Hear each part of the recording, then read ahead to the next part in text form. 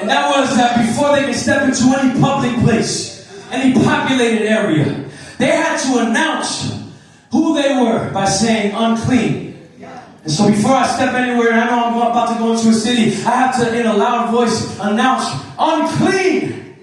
And they had, by theologians say that the distance that they had to keep between them and the people was about 125 feet. That's a real social distancing right there. They had 125 feet where they had to yell out unclean, which explains why they were grouped up together as 10 lepers.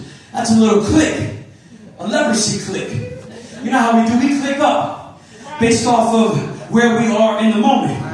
You click up sometimes based off of your mindset.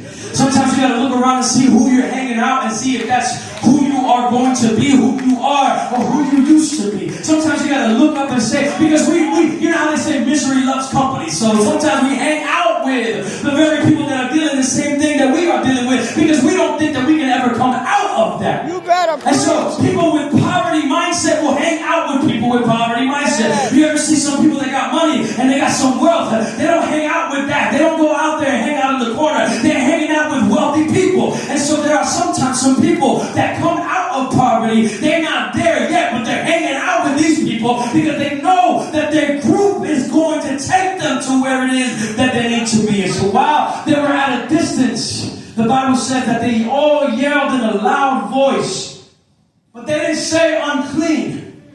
I love the fact that they didn't say unclean. They skipped that and they went right to calling on the name of Jesus. They didn't say unclean. They said Jesus. Somebody said Jesus. And they exclaimed in a loud voice and they proclaimed the name of Jesus. That's an important part, because we love to talk about our problems more than we talk about our God. We love talking about where we are and what we've been and what we're doing instead of talking about what God is getting ready to do and what God is getting ready to take you. We love to talk about the mountains, but this season is a season where you got to start focusing and shifting